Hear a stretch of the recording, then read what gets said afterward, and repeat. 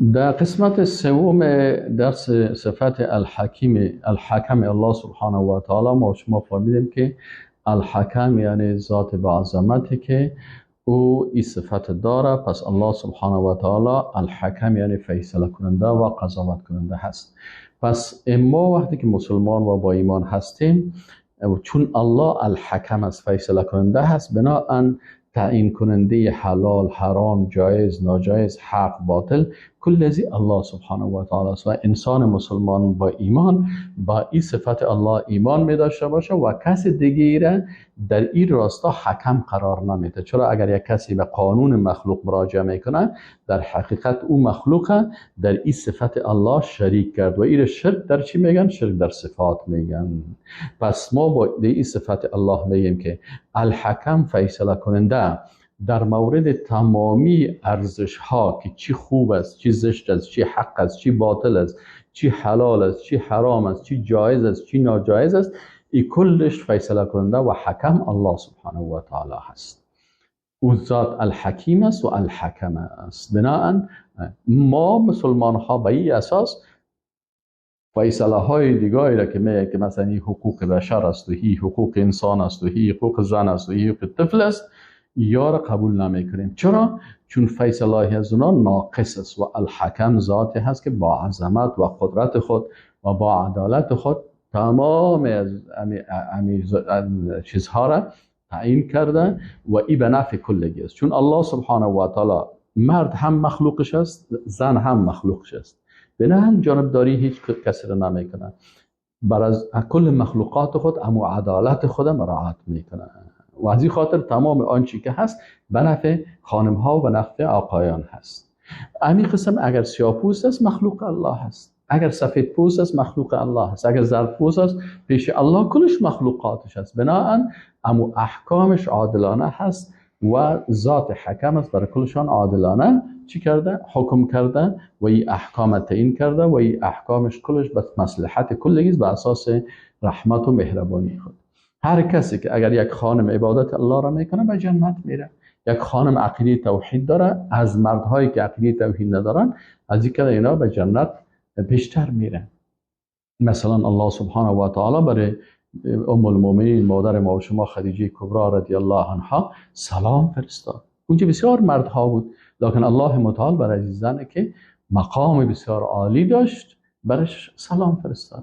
به این قسم مثلا برش جنت وعده داد، برش گفت قصری از قصرهای جنت الله بر تو آماده کرده. در اونجا تعداد مردها زیاد بود. جبریل امین علیه السلام از پیش الله سبحانه و تعالی میه و بر رسول الله صلی الله علیه و رسول الله صلی اینال یک خانم پیش تو میه، برش بگو که الله بر تو سلام میگه و برش خبر بده که الله بر تو باغ یعنی قصر از قصرهای خوبی را در جنت آماده کرده بر تو.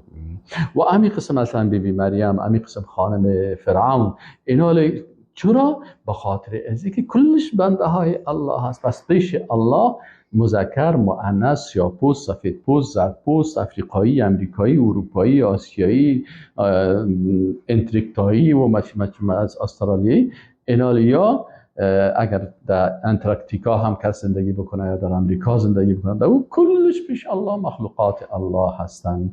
پس الله سبحانه و تعالی همو الحکم است که حکمش عادلانه هست. و همین قسم الله سبحانه و تعالی فیصله عادلانه هم در دنیا و هم در آخرت میکنه. از این خاطر الله متعال ان الله لا ينظر الى صوركم و اقوالكم، الله به طرف چهره‌هایتان نمیبینه که تو چقدر هستی، سیاه‌پوست هستی یا سفیدپوست هستی یا خانم هستی یا آقا هستی یا فلانی هستی، ولا الى اقوالكم، به اینکه تو چقدر فصاحت و بلاغت داری. نه، الله با قلبت نظر میکنه چقدر تو ایمان قوی با قلبت داری. و الى اعمالکم، و به طرف اعمالتان رسول الله صلی الله علیه و آله میگه چه قسم عمل تو میکنی. از این خاطر عمل انسان پیش الله ارزش داره و قلبش پیش الله ارزش داره و ایمانش پیش الله ارزش داره. نه اینکه جنسش باشه یا چهرهش باشه یا رنگش باشه یا نژادش باشه، این چیزا پیش الله نه، چون الله عادلانه کل است. از این خاطر بلال حبشی سیاه‌پوست به جنت میره و ابو لهب الله متعال میگه در دوزخ میره. اینال الله سبحانه و تعالی اینمی قسم عادلانه در دنیا هم فیصله میکنه و در آخرت هم الله متعال عادلانه فیصله میکنه. اگر کس ایمان داشت و توحید داشت، چی زن بود، چی مرد بود، چی سیاه‌پوست، سفیدپوست، ایمان داشت و توحید داشت جنتی هست، و اگر ایمان نداشت و توحید نداشت هر کسی که باشه دوزخی هست.